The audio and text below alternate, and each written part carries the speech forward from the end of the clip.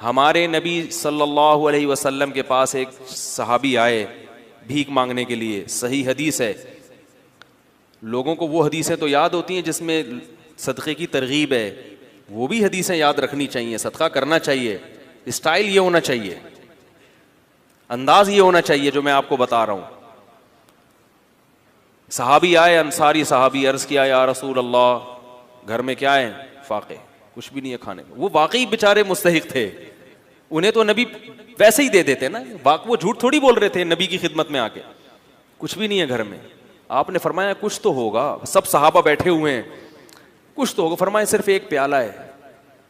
जाहिर है वो प्याला है जिसमें डाल के खाना खाते हैं, वही अगर बेच दें तो खाना आएगा तो प्लेट ही नहीं रहेगी घर में, बर्तन ही नहीं रहेगा। आप सल्लल्लाहु अलैहि वसल्लम फरमाया वो प्याला उठा के ले आओ। क्या करो? ये हदीस तो प्याले के बारे में, आपने जब किसी को देखना है तो आपने अपने हिसाब से उससे इंटरव्यू लेके, ये नहीं कि प्याला उठा के ले आओ क्योंकि हदीस में आ रहा है। अब क्या है कि रसूलुल्लाह सल्लल्लाहु अलैहि वसल्लम ने उनसे कहा कि जाओ क्या लेकर आओ? प्याला। वो ले आओ उठा। नबी ने उनको तरीका सिखा रहे हैं, कैसा प्यारा आप सल्लल्लाहु अलैहि वसल्लम की तालीम का अंदाज था। आप ये भी तो कह सकते थे भाई उस प्याले को बेचो, ये खरीदो, यूं करो जाओ। तो आपने मुअल्लिम को भी बता दिया कि तुमने गरीब को सही रास्ता भी दिखाना है और उसके साथ इस रास्ते में ताउन भी करना है। वो बेचारा कॉन्फिडेंस नहीं होता, आपने उसको समझा के निकल लिए, वो कंफ्यूज है, यार मैंने क्या करना है। हर आदमी में कॉन्फिडेंस नहीं होता, कुव्वत फैसला नहीं। तो आपने बता दिया कि उसके साथ ताउन करना है, उसकी हौसला अफजाई करनी है। तो आप ये नहीं आप सल्लल्लाहु अलैहि वसल्लम ने फरमाया कि जाओ वो प्याला बेचो और ये करो और वो करो और खुद ही कर लो सारा कुछ। फरमाया ले आओ। जैसे जैसे कह रहा हूं ना वैसे वैसे गोया उंगली पकड़ के चलाना सिखा रहे हैं, भीख से उंगली पकड़ के छुड़वा रहे हैं। ये ज्यादा बड़ी खिदमत है। अगर आप सल्लल्लाहु अलैहि वसल्लम उन सहाबी को खाना दे देते, सदका दे देते, अगले दिन फिर आ जाते, वो अगले दिन फिर आ जाते, वो तो खाओ खत्म। और थोड़े दिनों में क्या होता, उनकी ज़ौजा भी यही, बच्चे भी यही कर रहे होते। ये भीख ऐसी बीमारी है जो नस्लों में चलती है। खानदानी भिखारी होते हैं बाज लोग, अरे हमारे अब्बा भी यही काम करते थे। ठीक है ना। तो नबी सल्लल्लाहु अलैहि वसल्लम ने फरमाया जाओ प्याला उठा के ले आओ। वो साहबी परेशान है, क्या होगा भाई? ठीक है, नबी ने कहा है ले आए।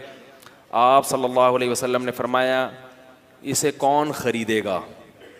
हर चीज़ का कोई ना कोई तलबगार होता है। एक सहाबी ने फरमाया 1 दिरहम में ये मुझे दे दें। आपने फरमाया इससे ज़्यादा में कौन खरीदेगा? भाई अब बिजनेस का तो उसूल है ना, सरमाया चाहिए तो जितना ज़्यादा सरमाया ले सकते हो। अबे यार भाई बिजनेस का तो उसूल है, हलाल सरमाया है। तभी ये याद रखो इस्लाम ने किसी चीज़ की कीमत मुतय्यन नहीं की है। नबी ने फरमाया दाउन नास, लोगों को अपने हाल पे छोड़ दो, कीमतें मुतय्यन मत करो। इन्नल्लाह हुवल मुसअ्इर, अल्लाह चीज़ों की कीमतें खुद मुतय्यन करता है। जिस चीज़ की कीमत अल्लाह ने बढ़ानी होती है मार्केट से शार्ट कर देगा उसको, जिस चीज़ की कीमत अल्लाह ने घटानी होती है मार्केट में अल्लाह उसको वाफर मिकदार में फेंक देते हैं। इसलिए असल उसूल यही है कि किसी चीज़ की कीमत मुतय्यन नहीं है। आप जो अपनी चीज़ धोखा ना हो उसमें, जिस कीमत पे चाहे बेचें। लोग कहते हैं वो तो फिर इतनी कीमत चीज़ महंगी हो जाएगी, भाई वो आपसे ना खरीदे, वो साथ वाले से खरीद ले। क्या ख्याल है? तो वो तो खुद ब खुद, हाँ गड़बड़ जब होगी जब ताजिर मिलके आपस में ईका कर लेते हैं, मुआहदा कर लेते हैं कि इससे कम पे नहीं बेचना, ये नाजायज़ है। इसी वजह से फिर हुकूमत को इन्वॉल्व होना पड़ता है, चीज़ों की कीमतें मुतय्यन करती है।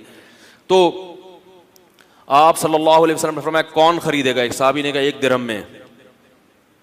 आपने फरमाया कि इससे ज़्यादा में कौन खरीदेगा?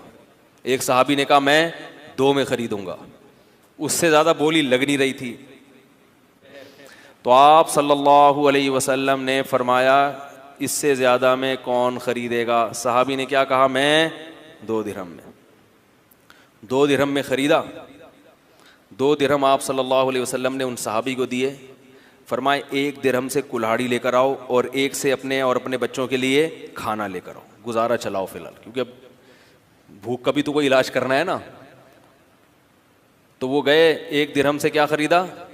गुजारे लायक। ये नहीं कि पिज़्ज़ा लेके जा रहे हैं। आज ये भी होता है, अपनी हरकतें ठीक नहीं हैं, इतनी अर्निंग नहीं है जितना घर में खर्चा शुरू कर दिया और कह रहे हैं खर्चे ही नहीं पूरे हो रहे, खर्चे ही नहीं पूरे। और कहाँ से पूरे होंगे भाई आपके? आपकी औकात दुकान आपकी पकौड़ों की है और बातें क्या कर रहे हो, करोड़ों की बातें कर रहे हो।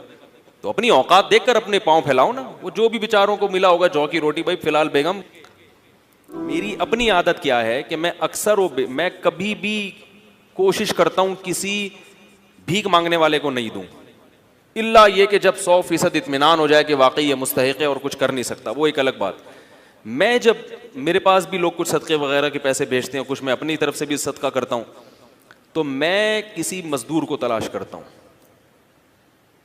क्योंकि ये पता है कि ये बेचारा अगर मालदार होता तो इतनी टफ मजदूरी, बोलो भाई, ना कर रहा हो।